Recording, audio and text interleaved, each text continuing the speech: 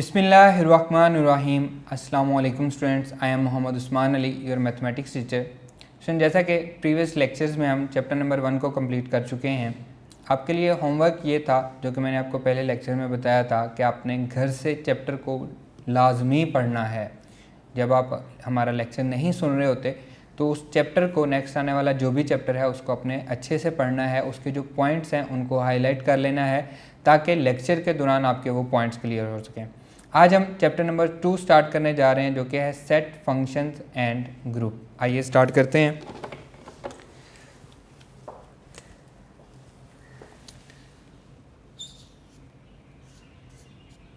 Chapter number 2, sets,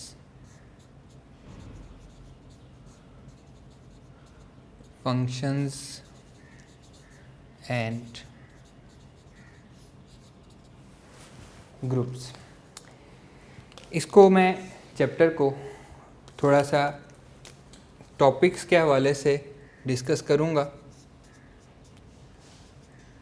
सबसे पहले हम सेट्स को डिस्कस करेंगे, फिर हम फंक्शंस को डिस्कस करेंगे, फिर हम ग्रुप को डिस्कस करेंगे और लास्ट पे हम लॉजिक्स को डिस्कस करेंगे। जबकि बुक में हमारे पास जो सिस्टम है, लॉजिक जो है वो सेट के फ़ौरन बाद आ रहा है, उसके बाद हमारा फंक्शन है, लेकिन हम यहाँ पे इस चैप्टर को इस तरतीब के साथ पढ़ेंगे। सबसे पहले स्टार्ट करते हैं जी। फर्स्ट टॉपिक है सेट्स।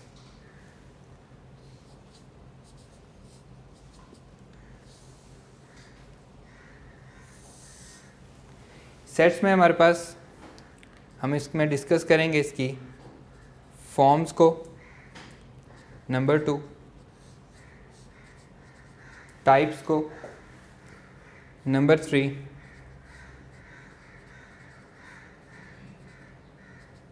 ऑपरेशंस को and number 3 order of a set को हम डिस्कस करेंगे। सबसे पहले डेफिनेशन लिखते हैं जी। A well defined collection of distinct objects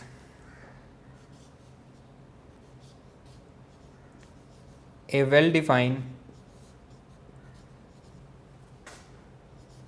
collection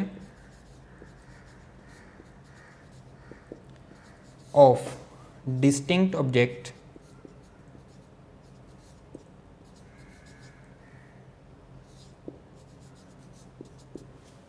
is called a set। सबसे पहले हम वेल डिफाइन को डिस्क्राइब करते हैं, वो मैं आपको एक क्वेश्चन के ज़रिए डिस्क्राइब करवाता हूँ। क्वेश्चन है जी, set of intelligent students in class, the set of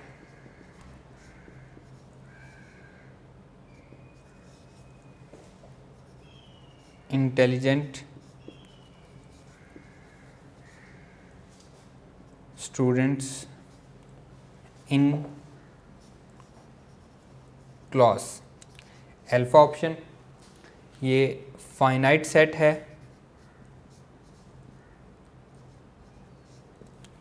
beta option singleton set है,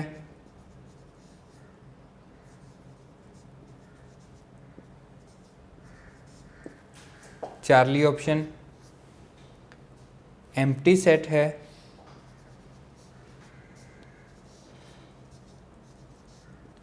and delta option not a set। जी students, set of intelligent student in class, अगर आप कहते हैं फाइनाइट सेट है, इसका मतलब है आप समझते हैं कि आपकी क्लास में जितने स्टूडेंट हैं उनमें से कुछ ना कुछ जो हैं वो इंटेलिजेंट हैं।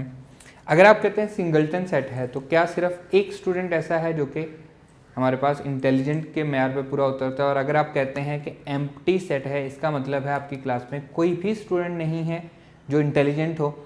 तो कैसे हम इसको चेक करेंगे? अब यहाँ पे प्रॉब्लम ये है कि ये हमारे पास वेल डिफाइंड नहीं है।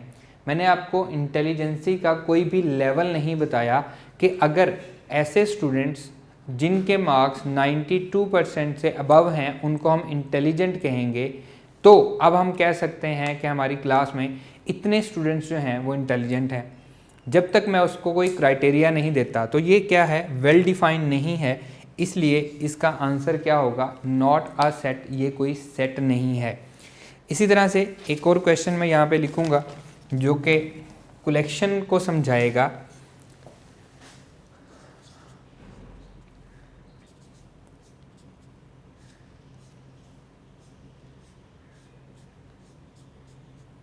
फाइनाइट, इसके बारे में आप क्या कहेंगे कि ये क्या है?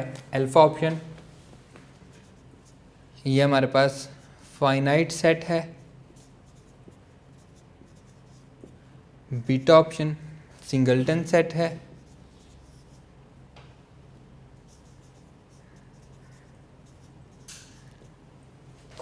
चार्ली ऑप्शन एम्प्टी सेट है। या delta epsilon not a set. अब यहाँ पे आपको लग रहा होगा कि आई 2 दफ़ा रिपीट हुआ है इसलिए ये सेट नहीं है, लेकिन ऐसा नहीं है। फाइनाइट जस्ट एक लफ्ज़ मैंने लिखा हुआ है, FINITE, फाइनाइट जस्ट एक लफ्ज़ है, ये एक सिंगलटन सेट है। अगर इसी को मैं इस तरह से लिखता FINITE,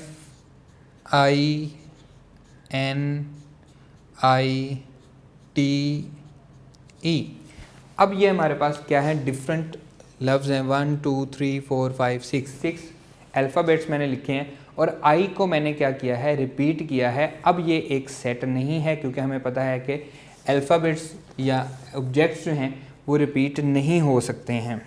क्लियर है? नेक्स्ट है इसकी फॉर्म्स, फॉर्म ऑफ सेट, उसमें हमारे पास आती हैं जी, number 1 tabular form,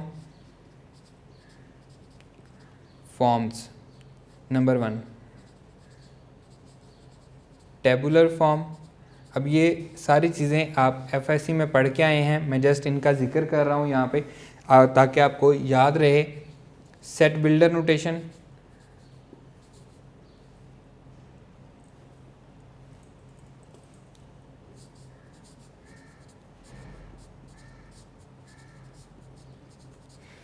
number 3 descriptive form.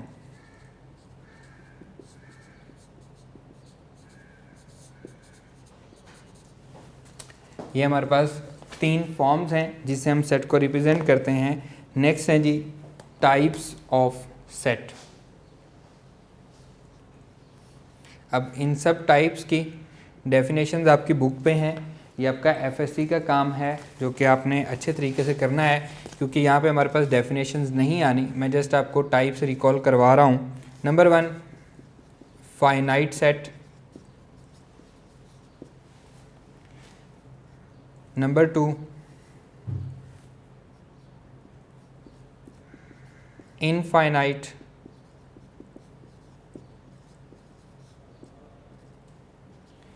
Finite set की डेफिनेशन, इनफाइनाइट सेट्स की डेफिनेशन। Number 3 subsets. अब सबसेट में हमारे पास 2 तरह के होते हैं, proper subset and improper.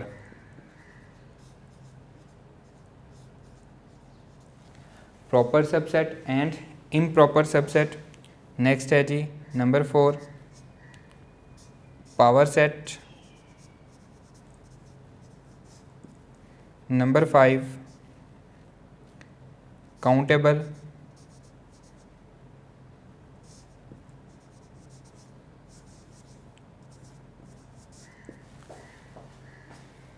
Number 6 equivalent set.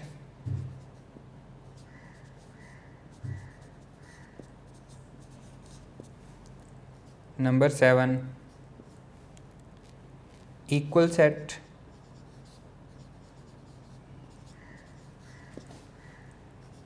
Number 8 disjoint.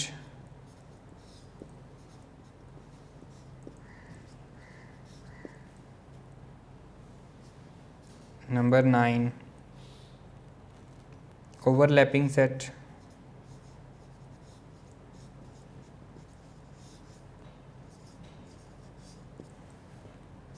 Number 10 empty set या नल सेट।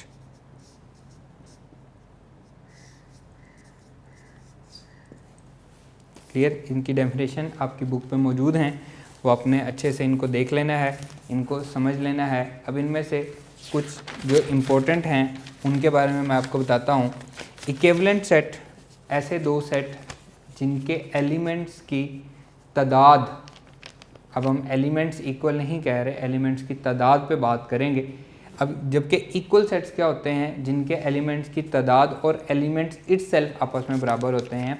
अब यहाँ पे इक्विवेलेंट सेट की मैं एक एग्जांपल यहाँ पे आपके साथ शेयर कर रहा हूँ। Set of natural number, set of whole number, set of integers, set of rational number and set of real number, set of complex number, ये सारे के सारे इक्विवेलेंट सेट हैं। जी स्टूडेंट्स, इनकी डेफिनेशंस आपने याद करनी है। अब यहाँ पे कुछ सेट्स को मैं डिस्कस करता हूँ। इक्विवेलेंट सेट है, इक्विवेलेंट सेट ऐसे सेट होते हैं जिनके एलिमेंट्स की तादाद को हम एक दूसरे से कॉरस्पॉन्डेंस दे सकें, एलिमेंट्स की तादाद को सेम कर सकें। जबकि इक्वल सेट्स में क्या होता है, उसके एलिमेंट्स भी सेम होते हैं और उनकी तादाद भी सेम होती है। इक्विवेलेंट सेट में set of natural number, set of whole number, set of integers, set of even numbers, set of odd numbers, set of prime numbers, इनको हम एक दूसरे के इक्विवेलेंट कह सकते हैं। यानी कि हम इसको रिप्रेजेंट कर सकते हैं, नेचुरल नंबर इक्विवेलेंट होगा होल नंबर के, ये इक्विवेलेंट होगा इंटीजर्स के, ये इक्विवेलेंट हो सकता है इवन नंबर के। ये सारे के सारे आपस में इक्विवेलेंट हो सकते हैं। जो इक्विवेलेंट नहीं हो सकते वो कौन कौन से हैं? वो हैं सेट ऑफ रैशनल नंबर, ये किसी के इक्विवेलेंट नहीं होता। सेट ऑफ रियल नंबर, ये किसी के इक्विवेलेंट नहीं होता। And set of complex number, इनके साथ हम इक्विवेलेंट नहीं बना सकते, क्योंकि यहाँ पे देखें 1 और 2 के दरमियान अगेन इन्फिनिट मैनी नंबर्स हैं, तो हम उनकी 1 to 1 क्रॉसपोंडेंस नहीं बना सकते। जबकि यहाँ पे हम इनकी 1 to 1 क्रॉसपोंडेंस बना सकते हैं, इसलिए हम कहते हैं कि ये क्या हैं, इक्विवेलेंट हैं। नेक्स्ट यहाँ पे कुछ क्वेश्चन लिखें जी। Number of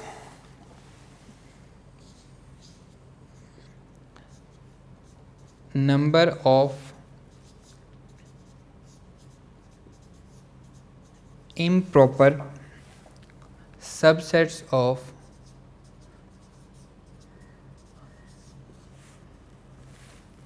a set A which has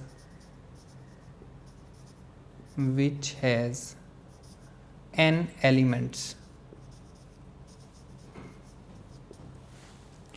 Alpha option, 2 power n, beta option, 2 power n minus 1, Charlie option, 2 power n plus 1 and delta option है 1। Number of improper subset of a set A which has n elements. अब यहाँ पे कुछ points मैं discuss करता हूँ इस question को सॉल्व करने से पहले। Number of subsets of a set, number of subsets of a set which has n element that is equals to 2 power n से हम उसको रिप्रेजेंट करते हैं।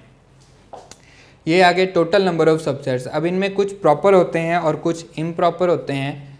Number of proper subset equal के अलावा जितने भी बाकी होते हैं वो सारे के सारे क्या होते हैं, प्रॉपर सबसेट्स होते हैं। तो हम इक्वल वाला एक निकाल देते हैं जो कि क्या होता है, इम्प्रॉपर होता है। और सबसेट्स जब हम लिखते हैं पावर सेट यूज़ करते हुए पावर सेट बनाते हैं, उसमें सारे के सारे प्रॉपर सबसेट होते हैं, सिर्फ एक इम्प्रॉपर होता है जो कि इटसेल्फ वो खुद हो। तो यहाँ पे आंसर क्या आएगा, अल्फ़ा आंसर, उसकी जो भी तादाद हो उसमें सिर्फ एक इम्प्रॉपर सबसेट होगा। यहाँ पे थर्ड पॉइंट है नंबर ऑफ नॉन एम्प्टी, क्योंकि एक एम्प्टी भी होता है, non empty proper subsets, proper subsets. अब प्रॉपर सबसेट के लिए क्या है, 2 पावर n माइनस 1, तो क्योंकि एक एम्प्टी भी होता है तो हम 2 माइनस करेंगे, क्योंकि एक एम्प्टी वाला माइनस हो गया और एक इम्प्रॉपर वाला माइनस हो गया। क्लियर। नेक्स्ट है जी ऑपरेशंस। ऑपरेशंस हम लोग पढ़ के आए हैं, यूनियन, इंटरसेक्शन, डिफरेंस। यहाँ पे मैं जस्ट लिख रहा हूँ आपके याद दहानी के लिए कि आपने ऑपरेशंस को याद रखना है। सेट्स पे हमारे पास यूनियन का ऑपरेशन आता है, हमारे पास इंटरसेक्शन को हम पढ़ते हैं ऑफ टू सेट्स एंड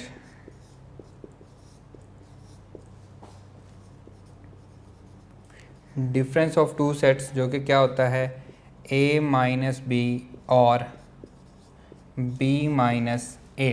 ये हमारे पास ऑपरेशंस होते हैं सेट पे।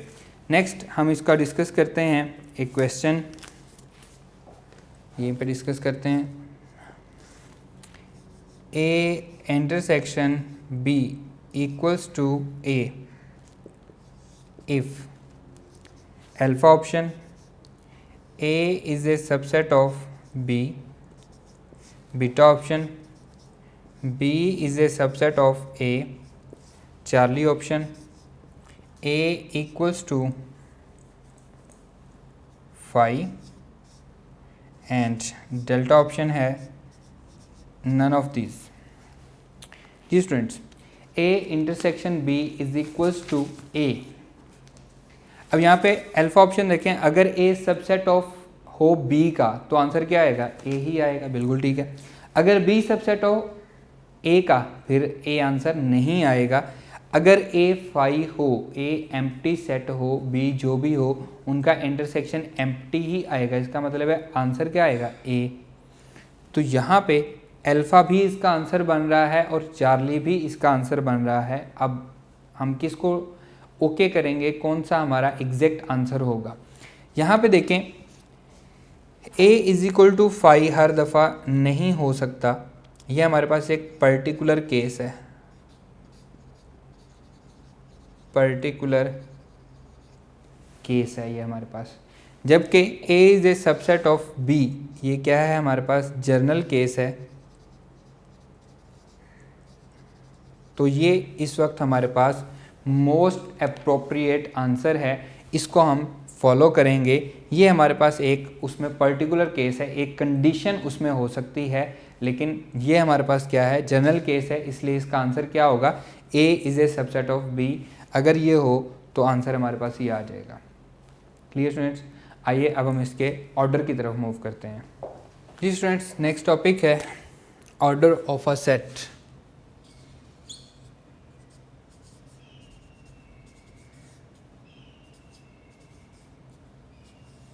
इसको हम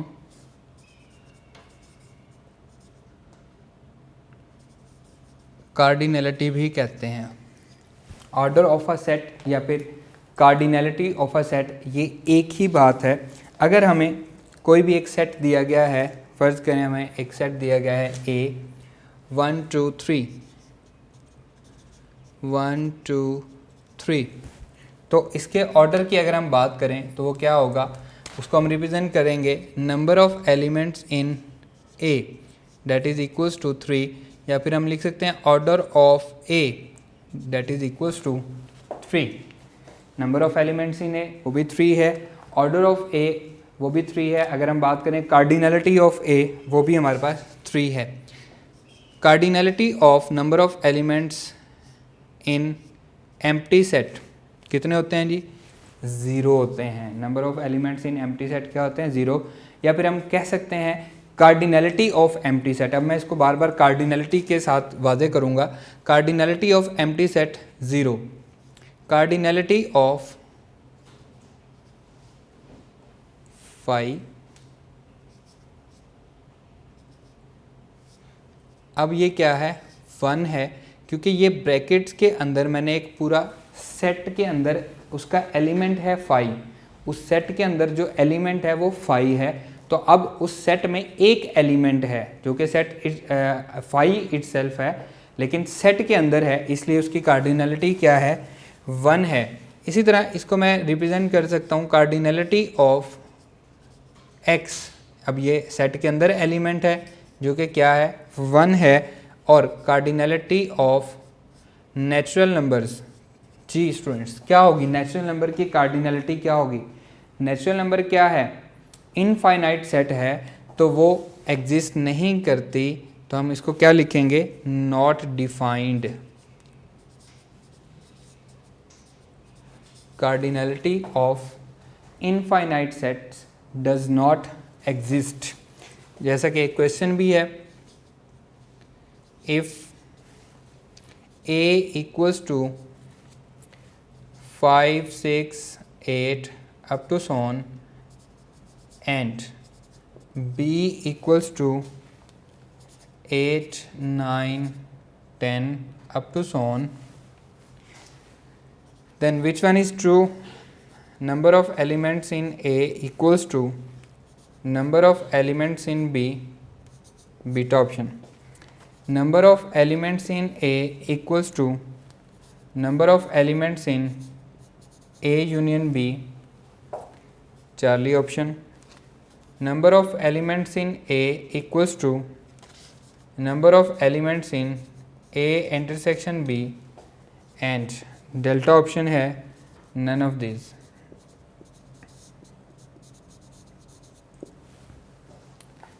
जी स्टूडेंट्स, अब देखें दोनों क्या हैं, ये हमारे पास इनफाइनाइट सेट हैं, तो इनकी क्योंकि कार्डिनलिटी एग्जिस्ट नहीं करती, इसलिए आंसर क्या होगा, डेल्टा होगा, इसका कोई आंसर नहीं आएगा। क्लियर है। अब हम यहाँ पे नोट की फॉर्म में लिख सकते हैं, the cardinality of infinite sets, note the cardinality of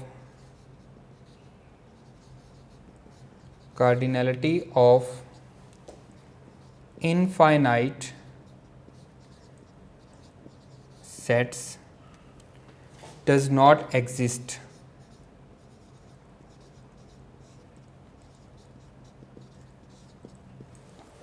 The cardinality of infinite sets does not exist. Clear है स्टूडेंट्स। अब हम डिस्कस करते हैं, आपकी बुक पे 16 वेन डायग्राम्स और उनकी कार्डिनलिटी लिखी हुई है।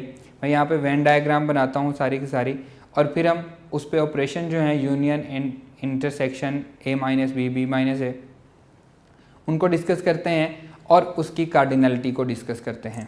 जी स्टूडेंट्स, वेन डायग्राम यहाँ पे मैंने आपके सामने 16 डायग्राम्स बनाई हैं। इसमें हमारे पास डिफरेंट केसेस हैं।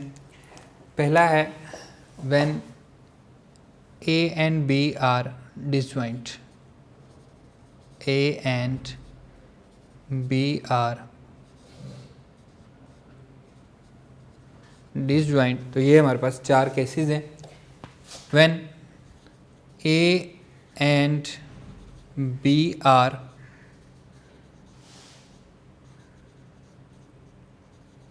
overlapping, तो ये हमारे पास 4 केसेस हैं।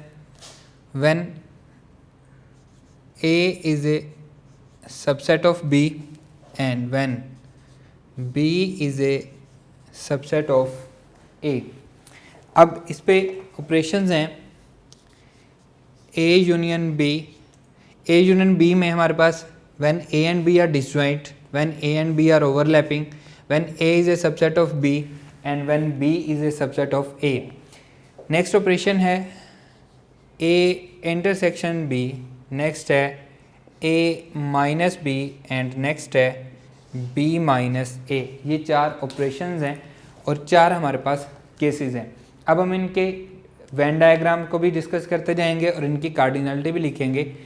a union b, a and b are disjoint. a union b में क्या आता है, सारे का सारा a यूनियन जब आता है तो सारे का सारा b, तो हमारे पास कौन सा एरिया शेड होगा, ये हमारे पास एरिया शेड होगा सारे का सारा a एंड सारे का सारा b। तो तो इसकी कार्डिनलिटी हम लिखेंगे number of elements in A union B equal होंगे number of elements in A plus number of elements in B. Clear. Next देखें, ए यूनियन बी ऑपरेशन है, ओवरलैपिंग वाला केस है, सारे का सारा ए आंसर आना है और सारे का सारा बी आंसर आना है। तो हम इसमें लिखेंगे ये सारे का सारा ए आ जाएगा और फिर ये सारे का सारा बी आ जाएगा। इसकी कार्डिनलिटी क्या होगी, number of elements in A union B equals to number of elements in A plus number of elements in B. अब बी वाला भी एक दफ़ा हिस्से में है और ए वाला भी है, तो ये जो ओवरलैपिंग है ये 2 दफ़ा है, तो एक दफ़ा हम माइनस कर देंगे, minus number of A intersection B, number of elements in A intersection B एक दफ़ा उसमें से हम निकाल देंगे तो हमारे पास उसकी कार्डिनलिटी आ जाएगी। A is a subset of B, सारे का सारा ए सारे का सारा बी। तो यहाँ पे देखें number of elements in A union B, case क्या है, when A is a subset of B. तो देखें शेडिड एरिया कौन सा आ रहा है, बी का सारा एरिया शेडिड आ रहा है, तो number of elements in B वाला हमारे पास आंसर आ जाएगा। इसी तरह से यहाँ पे हमारे पास सारा ए शेड हो रहा है, सारा बी शेड हो रहा है, लेकिन ओवरऑल ए शेड होगा, तो number of elements in A union B when B is a subset of A, तो आंसर क्या आएगा, number of elements in A. तो इसकी कार्डिनलिटी हमारे पास आ गई। क्लियर। इसी तरह नेक्स्ट वाला देखें, ए इंटरसेक्शन बी। अब दोनों में कॉमन कुछ भी नहीं है, तो यहाँ पे हम लिख सकते हैं कि ए इंटरसेक्शन बी क्या है, A intersection B equals to 5। Empty set है, कुछ भी नहीं है, तो इसकी कार्डिनलिटी हम कैसे लिखेंगे, इसकी कार्डिनलिटी लिखेंगे number of elements in A intersection B equals to 0। जब उसमें कोई एलिमेंट ही नहीं है तो आंसर क्या आएगा, 0 आएगा।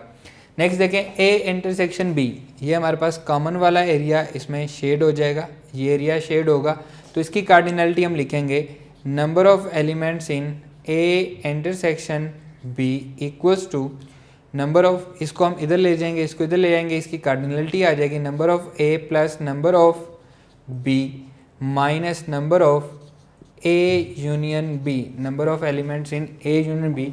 तो हमारे पास ए इंटरसेक्शन बी की कार्डिनलिटी आ गई।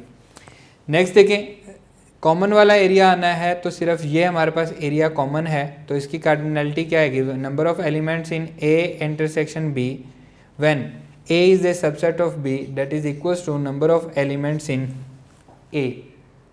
क्लियर। इसी तरह से ये हमारे पास एरिया शेड हो जाएगा when B is a subset of A intersection के लिहाज से, तो number of elements in A intersection B equals to number of elements in B. Clear. Next देखें, ए माइनस बी, जब हम माइनस कर रहे होते हैं तो कॉमन वाला माइनस हो जाता है और जो पहले वाले सेट में बचता है उसको हम राइट डाउन करते हैं। तो अब देखें यहाँ पे a माइनस बी है, तो पहले वाला सेट a है, कॉमन कुछ भी नहीं है, तो सारे का सारा a हमारे पास बच जाएगा। तो यहाँ पे इसकी कार्डिनलिटी लिखेंगे number of a minus B equals to number of a, number of elements in set a, वो हमारे पास इसकी कार्डिनलिटी आ जाएगी। ये सारा कॉमन वाला ये माइनस हो जाएगा, ये तो वैसे ही नहीं है, तो जो पहले वाला सेट में बच रहा है वो बचेगा। तो हम यहाँ पे लिखेंगे number of elements in a minus B equal होगा number of elements in a minus number of elements in a intersection b, दोनों के जो कॉमन हैं वो इसमें से क्या हो जाएंगे, माइनस हो जाएंगे। इसी तरह से a minus B, A is a subset of b, सारे का सारा a ख़त्म हो जाएगा, तो a माइनस बी क्या आएगा, एम्प्टी सेट आएगा, क्योंकि सारे का सारा कॉमन है वो तो माइनस हो जाएगा। तो यहाँ पे number of elements in a minus B किसके इक्वल आएगा, 0 के आएगा। एम्प्टी सेट का कार्डिनलिटी क्या होगी, 0 हो जाएगी। और इसी तरह से यहाँ पे a में से जो बाकी बच रहा है हम सिर्फ वो लिखेंगे, तो b को हम निकाल देंगे, तो जो बाकी बच रहा है वो हम लिख रहे हैं number of elements in a minus B equals to number of elements in a minus number of elements in B. B के जब ए में से निकल गए तो जो बाकी बच रहा है वो बचे हैं, वो हमारी कार्डिनैलिटी है। नेक्स्ट है बी माइनस ए। अब हमारे पास पहला सेट जो है वो क्या है, बी है, तो इसको हम लिखेंगे जब ये सारे का सारा माइनस होगा, क्योंकि कुछ भी कॉमन नहीं है तो बी सारे का सारा सेट बच जाएगा, तो इसको हम लिखेंगे number of elements in B minus A equals to number of elements in B, क्योंकि शेडिड एरिया हमारे पास कौन सा आ रहा है, बी का शेडिड एरिया आ रहा है। कॉमन वाला माइनस हो जाएगा, बाकी जो बी का एरिया बचेगा सिर्फ हम उसी को शेड करेंगे, और कार्डिनलिटी में भी वही लिखेंगे, number of elements in B minus A equals to number of elements in B minus number of element in A intersection B. जो कॉमन वाले हैं वो हम इसमें से क्या कर देंगे, माइनस कर देंगे। नेक्स्ट देखें b माइनस ए है, तो a सारे का सारा क्योंकि कॉमन है उसमें तो माइनस हो जाएगा, तो b माइनस ए हम फाइंड कर रहे हैं, b के एलिमेंट्स इसमें से बच जाएंगे, तो ये हमारे पास एरिया बचेगा जो हम एरिया शेड कर रहे हैं। Number of elements in b minus A equals to number of elements in b minus number of element in a। इसी तरह से अब b माइनस ए है तो b यहाँ पे सबसेट है a का सारा माइनस हो जाएगा, b माइनस ए क्या आ जाएगा, 5 आ जाएगा, तो number of elements in b minus A equal आएगा 0 के, इसमें कोई एलिमेंट नहीं है। क्लियर है? ये हमारे पास 16 डायग्राम थी, वेन डायग्राम है। अगर आपको ये समझ आ जाती हैं और इनकी कार्डिनलिटी समझ आ जाती है तो आपके लिए कोई भी वेन डायग्राम मुश्किल नहीं रहेगी। अब हम इनको यूज़ करते हुए इसको कार्डिनलिटी को आगे बढ़ाते हैं और इसके कुछ क्वेश्चंस को डिस्कस करते हैं। आइए जी स्टूडेंट्स, क्वेश्चन देखते हैं कार्डिनलिटी के। मैं क्वेश्चन पहले लिख रहा हूँ, फिर इनको डिस्कस करूँगा। इन ए sports club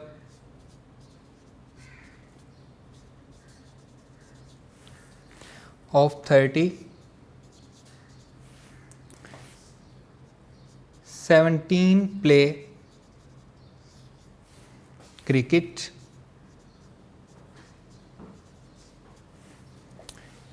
20 play hockey,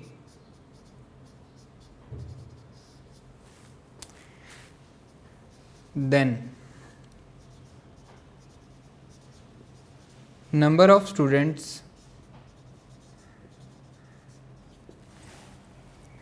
who play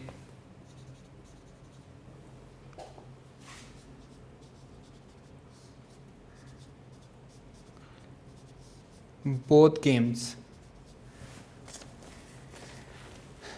Alpha option 0, beta option 5, Charlie option 7 and delta option 9। आप इसको ट्राई करें सॉल्व करने की। मैं क्वेश्चन लिखने के बाद आपको सॉल्व करवाता हूँ। In a class of 90 students, 43 students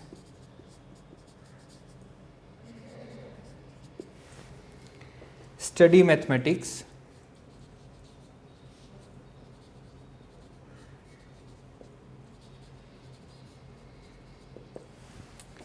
28 study physics,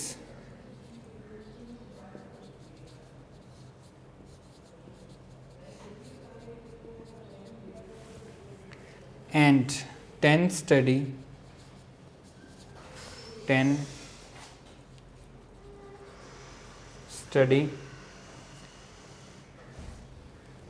both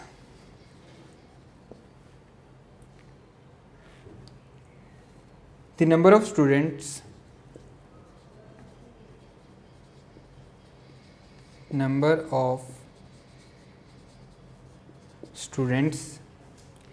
who study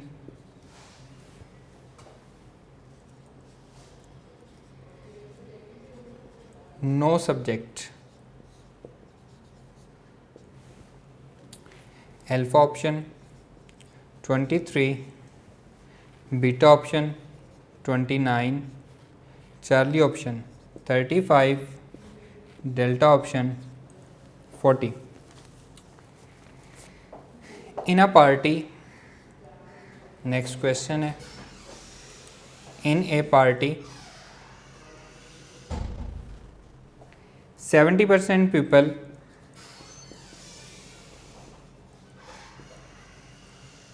speak English,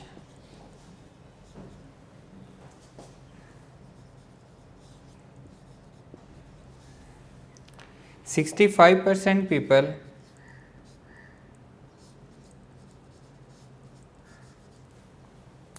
speak Spanish,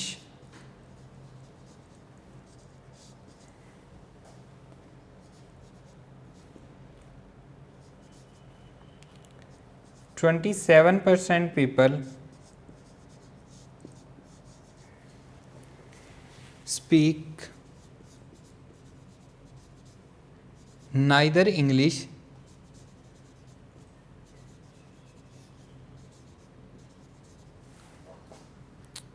nor Spanish.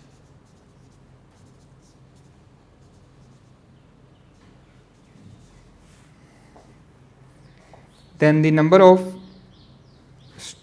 people, then number of people who speak both languages.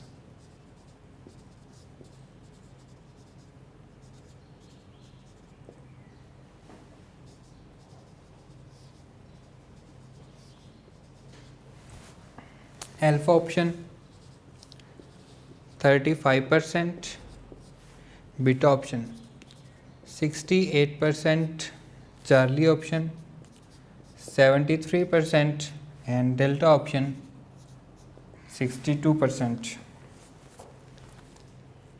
Next question है, if number of elements in universal set is 700,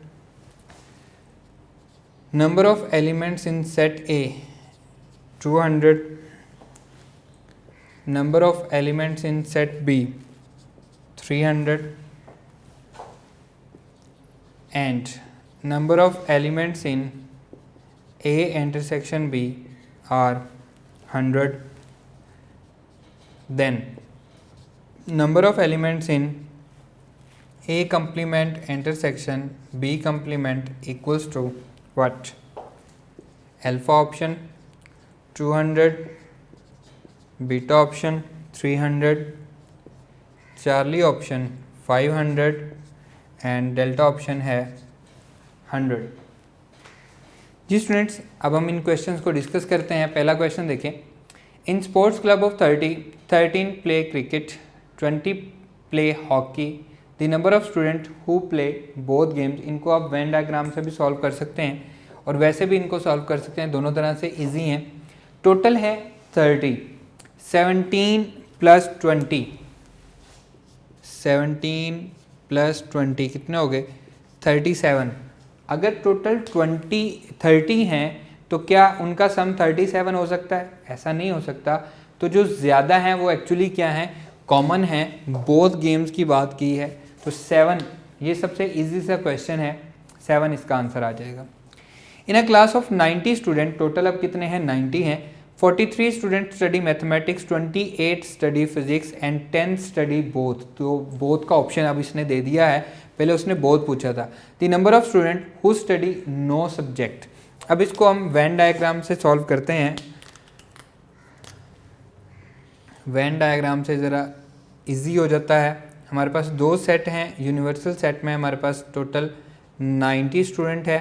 एक है हमारे पास mathematics का set और एक है हमारे पास study physics का सेट और 10 हमारे पास बोथ वाला है. अब यहाँ पे हम 10 बोथ वाले सबसे पहले लिख लेते हैं कि ये हमारे पास कॉमन है. 43 स्टूडेंट स्टडी मैथमेटिक्स, 10 तो ऑलरेडी लिख लिए तो बचे कितने? 33 प्लस 10 43 हमारे पास हो गए. 28 स्टूडेंट स्टडी फिजिक्स, 10 ऑलरेडी लिखे हुए हैं तो बचे कितने? 18. हमारे पास फिज़िक्स में बचे, यहाँ पे हम इसको मैथ कह लेते हैं, यहाँ पे हम फिज़िक्स कह लेते हैं। अब ये हमारे लिए बहुत इजी है, ये हमारे पास 90 टोटल है, तो 33 + 10 + 18 इनको हम ऐड कर लेंगे, 30 40 50 एंड 11, ये हमारे पास 61 हो जाएगा। 90 - 61, तो 29 स्टूडेंट ऐसे हैं जो कोई भी सब्जेक्ट नहीं पढ़ते। 90 में से हमने टोटल में से हमने उसको ऐड कर दिया, माइनस कर दिया है, तो हमारे पास आंसर आ गया है 29। क्लियर है, ये भी हमारे पास कंपैरेटिवली इजी है। नेक्स्ट वाला क्वेश्चन देखते हैं। In a party 70% people speak English, 65% people speak Spanish, 27% people speak neither English nor Spanish, वो कुछ भी नहीं बोलते। अब ये हमारे पास तीसरा केस है, इसमें हमने पूछा था कोई सब्जेक्ट नहीं पढ़ते, अब हम इसमें बता रहे हैं कि वो कुछ नहीं है, तो बोथ वाला केस हमने बताना है।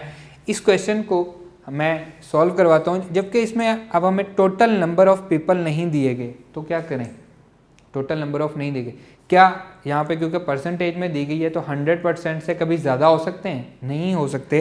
तो यूनिवर्सल सेट क्या होगा, 100% होगा। तो इसकी मैं वेन डायग्राम यहाँ पे बना रहा हूँ, इसको मैं सॉल्व कर रहा हूँ। यहाँ पे टोटल हमारे पास 100% हैं, ठीक है जी। अब उसने क्या कहा है, 70% पीपल स्पीक इंग्लिश, बोथ हमने फाइंड करने हैं, इसका मतलब है ओवरलैपिंग केस है। ये हमारे पास आ गया बोथ, इसको हम x का नाम दे देते हैं, जो कि हमने क्या करना है, फाइंड करना है। ये हमारे पास आ गया जी इंग्लिश का, और ये हमारे पास आ गया स्पेनिश का। कितने परसेंट हैं जी, 70% पीपल स्पीक इंग्लिश, ये हमारे पास 70% आ गए, और 65% स्पीक स्पेनिश, ठीक है। बोथ हमने x हमने फाइंड करना है। उसने कहा है यहाँ पे जो इंपॉर्टेंट चीज़ है, 27% people speak neither English nor Spanish, तो 100% में से, यहाँ पे मैं लिख रहा हूँ 100% में से 27% तो वैसे ही माइनस हो गए, क्योंकि ये जो हमारे पास इंग्लिश और स्पेनिश वाला इनका जो सम है टोटल, वो तो नाइदर को निकाल के है ना, जो कुछ भी नहीं बोलते वो तो उसमें शामिल नहीं होंगे, तो हम इसको माइनस करेंगे तो ये हमारे पास बच जाएगा 73%। तो ये हमारे पास जो आ रहा है टोटल, इसका जो सम है वो 73% इन दोनों को मिला के है।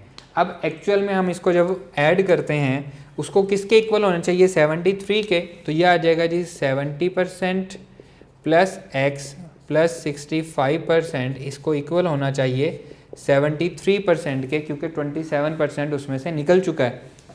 तो ये हो जाएगा जी हमारे पास 135x इक्वल्स टू 135% माइनस 73%। तो कॉमन इसमें कौन सा आ रहा है, 135 में से जब 73 बचेगा तो 62% हमारे पास जो है वो क्या आ रहे हैं, कॉमन आ रहे हैं। तो इसका आंसर क्या हो जाएगा, 62 हो जाएगा। क्लियर। नेक्स्ट वाला क्वेश्चन देखें। If number of elements in universal set is 700, number of elements in set A 200, number of elements in set B 300, number of elements in A intersection B 100। तो हमने find करना है number of elements in A complement intersection B complement, ये हमने find करना है। That is equals to De Morgan law, हम जानते हैं कि ए यूनियन बी होल का कंप्लीमेंट, ए इंटरसेक्शन ए का कंप्लीमेंट इंटरसेक्शन बी का कंप्लीमेंट इक्वल होता है ए यूनियन बी होल का कंप्लीमेंट।